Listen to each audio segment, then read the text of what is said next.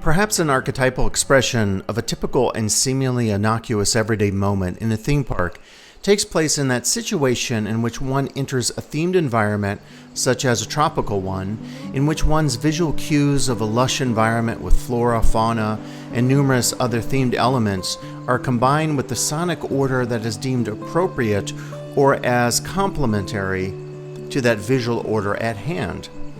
The order here seems to suggest the notion of an ideal soundscape, an auditory collection of sound and music from the world, as well as remind us of the exercise so often used by sonic branding researchers, in which the soundtrack of a given film like The Wizard of Oz is replaced with an entirely new sonic order, which the exercise assumes is a reflection of the justification of the original order and a repudiation of the substituted sonic framework, which now seems inappropriate, uncanny, or not reflective of the mood or tone of the visual that is matched to the sonic and musical forms. For all of us, as researchers of theme parks and their sonic constructs, we are familiar with the idea that what happens sonically or musically in a given theme park space should match the other contexts unfolding in it. The actions, performances, visual happenings, theming or branding foundations, and so forth. It makes perfect sense that the aspirations of theme park designers and researchers often takes us to this place of the sonic representational, in which we assume the natural and unmediated relationship of the sonic musical thing with the architectural, material, and performative thing. In an adventure-themed ride like Pirates of the Caribbean, for example, sounds of cannon shot, water splashing, and swashbuckling and adventurous pirate song seem to be logical and unquestionable foundations.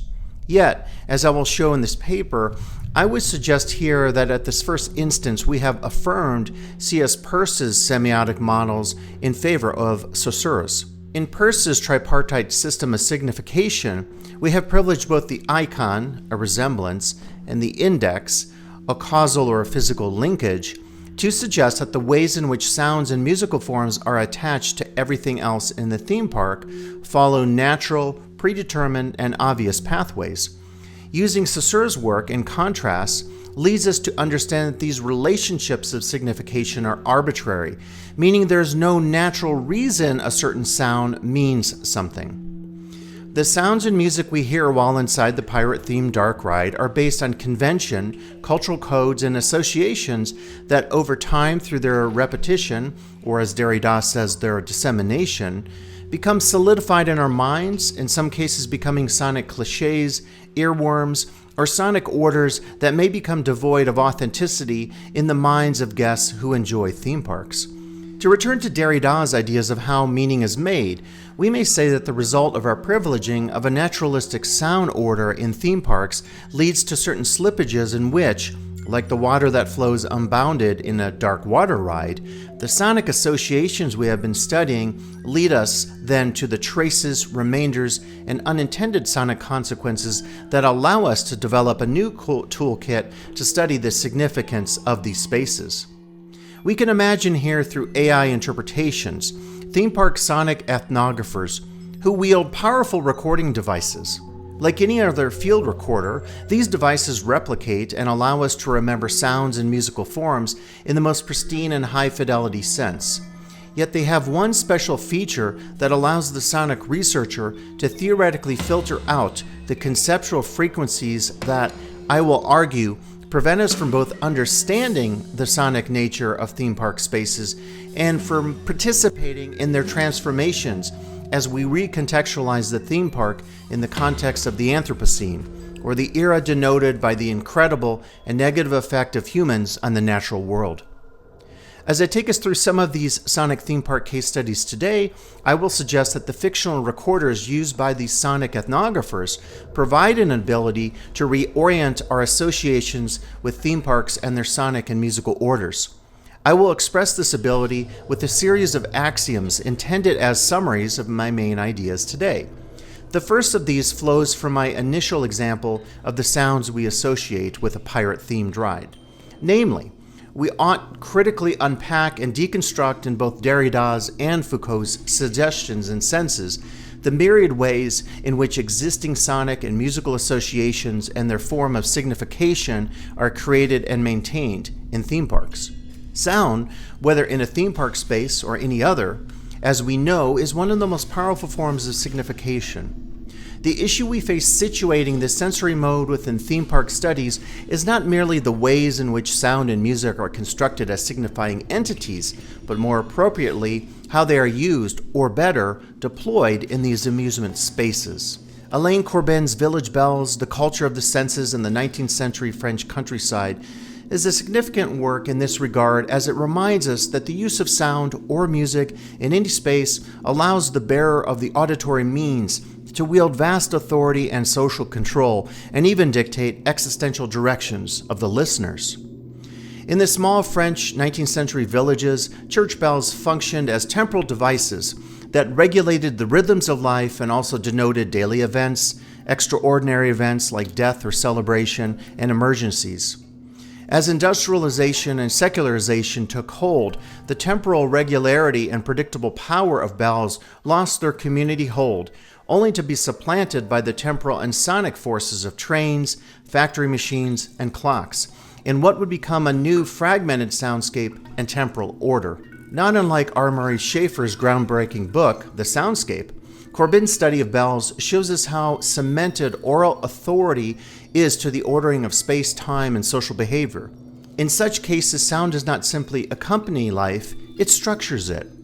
In the context of theme parks, the structuring is not organic, but so often manufactured, meticulously designed to choreograph guest movement, emotional response, and temporal orientation. Sound becomes both an architect of experience and a medium of soft coercion, shaping how one feels, where one goes, and how long one lingers. This leads to our second framing thought. Theme park sound is about control. And that control extends to the sonic ethnographer who studies theme park sound and who is subject to those same sonic forces. To listen in these spaces is to subject oneself to a layered, curated, and commodified acoustic architecture that resists neutrality. The researcher is not outside the soundscape, but inside its affective and behavioral web, constantly negotiating what is heard, what is allowed to be heard, and what is made inaudible. In this way, even analysis becomes part of the system being critiqued. Some time ago, I assisted a director with the soundtrack and sound design for a horror film. As the film is still unreleased, the visuals here are AI generated, while the sound is what I created for this opening scene in the film. While it was an absolute joy to work on the project, one of the immediate things that I noted was the fact that my sonic work, which was a reflection, of course, of the visuals and the storytelling, was mediated by forces, contexts, and genres well removed and outside of the project. Very specifically, not unlike the scenarios depicted in Harold Bloom's The Anxiety of Influence, in which poets feel an inspiring power, yet simultaneously ambiguous pressure exerted by the poets who have crafted and fashioned the genre of poetry before them, I felt a similar pressure to create a soundtrack that would be seen as fitting the particular horror genre that this one film represents. Jumping back to the sonic world of the theme park, what my reflection on this film project suggests for us today is that theme park sound design operates under a similar set of inherited pressures, genre conventions, audience expectations, and deeply entrenched sonic tropes that can constrain innovation. Just as the horror soundtrack is shaped by the considerable shadow of cinematic sound history, theme park sound must often perform recognizable identities. The jungle beat, the futuristic synth pad, the swashbuckling orchestral swell. These aren't just aesthetic choices, they are reenactments of sonic memory. Thus, the anxiety of influence is not just a poetic condition, it is embedded in the very production of themed experience, reminding us that what we hear in these spaces is never isolated, but always haunted by what has already been heard. We may ruminate then on my third assertion today, and that is we must realize, and especially so in this current transmedia and branded world, that theme park sound and music operate directly under an anxiety of influence that restricts the ability of sound ethnographers to fully realize their work.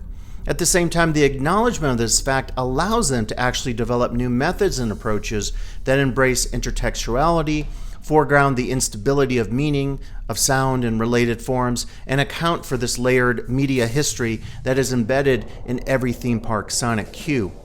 Rather than seeking pure or original meanings, these approaches trace the echoes, cinematic, commercial, nostalgic, that haunt every soundtrack and sound effect, treating the theme park as a living archive of mediated sound. Related to this idea is my fourth rumination, one that suggests a strategic innovation for the sonic ethnographer.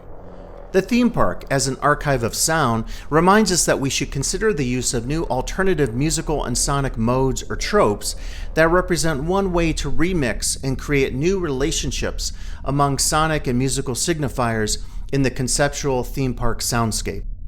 As part of my recent Anthropology of Sound and Music course, I shared with students a handbook of 99 tropes or themes that could be applied to what I classified as a conceptual approach to the anthropology of music and sound. I asked students to participate in sonic and musical experiments and, at the same time, apply these in conceptual senses to the world and their own experiences with music and sound. As an example, we looked at the work of Curtis Rhodes specific to granular sampling and the expanded view of musical time. And we also undertook classroom experiments with microsound and granular sampling. In the end, we were able to use this trope of granularity to rethink music and sound as composed not of sweeping, unified wholes, but of micro-events, tiny sonic particles that could be manipulated, reassembled, and made to reveal hidden textures in both everyday listening and critical analysis. It gave students a new vocabulary for hearing not just what is played, but what is possible between the notes or between the sounds. Applying similar alternative tropes to the world of theme parks, we could imagine that the commingling of the researcher with the sonic space and the prerequisite that they work simultaneously with the technical apparatus of sound/music and a conceptual understanding of it would result in a form of embodied theorizing in which the researcher listens as both technician and philosopher, capable of unpacking the composite layers of the soundscape, while also theorizing how affect, ideology, memory, and control are embedded in each frequency and every sonic cue. It would turn theme park sound into a field of granular meaning. Each fragment pulses with narrative, nostalgia, or even noise. This granular approach, while focused on the micro-level construction and perception of sound, ultimately prepares the ground for a broader and more immersive orientation. If granularity teaches us to hear the particles, then the next step is to reattune ourselves to the totality of the sonic environment, to recognize not just isolated sound events, but the entire soundscape as a living, shifting field of meaning. In this context, I will propose a privileging of the soundscape. For the sonic ethnographer, this requires a bit of a reorientation, a methodological, technological, and sensory commitment to engaging the full acoustic ecology of the theme park. No longer can sound be treated as background or secondary to visual theming. Instead, it must be approached as a primary layer of experience, atmosphere, and control. What emerges is not just a soundtrack, but a sonic architecture that structures emotion, space, and movement across the theme landscape. So I suggest, then, that we should privilege the soundscape as a foundational frame for the theme park, and the sonic ethnographer should rely on it in a reorientation to the sonic and musical totality of the theme park space under study. For any sonic ethnographer, the experience of visiting a theme park is a sonic explosion as the numerous sonic cues, ambient drones, musical ditties, and soundtrack themes merge as a whole, just as the varied architectural, performative, and material culture modes commingle in changing and often contrasting themelands, rides, and attractions. There is often a sonic urge that actually mirrors the early visual and textual ethnographic forms of early anthropology, in which the sonic researcher details, typically through field recordings, the nature of the sonic, the auditory, and it parallels the attraction at hand as well as its guest and worker performances and happenings. This mode of modernist ethnography flows from the idea that, as Malinowski once said, one must learn the language, live among the people, and take detailed notes of exactly what they do, even in the most mundane and everyday instances. There is no fault to the sonic ethnographer who does the same, with field recorder in hand, and who wishes to ask, what is the purpose of the sound or musical motif as it is being used in this moment of theme park space? In an upcoming sonic research project in Japan this summer, which will include the World's Exposition in Osaka and Universal Studios Japan, I will work in these similar frames of sonic ethnography, and no doubt take the similar path of using on-site analysis to make sense of the sonic, material, and performative context of these spaces. Yet, I hope to take a much different approach to both the types of sounds I address and their interrelationships, and the use of a number of alternative live recording devices, including the Spotty Catch sound sampler, to move forward towards R. Murray Schafer's idea of retuning of the world. The goal of this approach is to orient ourselves to the ambient immersive nature of the soundscape and to move beyond functional or mere thematic readings of sound towards an attunement to its emotional, ecological, and affective dimensions. In doing so, I hope to evoke, not just document, the layered atmospheres that shape how these theme parked and theme spaces are felt, heard, and inhabited. As we think ourselves of ways to retune the world of the theme park, we might adopt conceptual approaches that mirror my advisor and the late anthropologist Stephen A. Tyler, his notion of both the middle voice and evocation in postmodern ethnographic studies. If, as R. Murray Schafer argues, modern societies have fallen out of tune with their sonic environments, favoring control, order, and simulation over ecological balance, then the theme park stands as both a vivid example and a critical site for the intervention. Theme parks meticulously tune their soundscapes to create seamless, immersive, and branded atmospheres, but in so doing, they often suppress the polyphonic and unpredictable qualities of real-world acoustic life. Tyler's middle voice offers a powerful alternative, a way of listening, interpreting, and being in the soundscape and in the world that is neither active nor passive, but reflective, co-constitutive, and open to the emergent.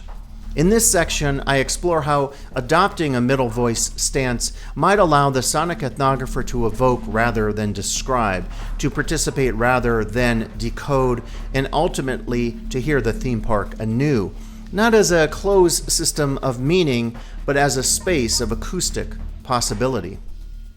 In my own interpretations of Tyler's work, the middle voice, which is linguistic and philosophically a stance where the subject is neither entirely active nor passive, but instead participates reflexively in the unfolding of meaning and in the use of evocation and postmodern ethnography, which is the attempt to generate affective, open-ended, and immersive accounts rather than fixed and methodologically rational representations.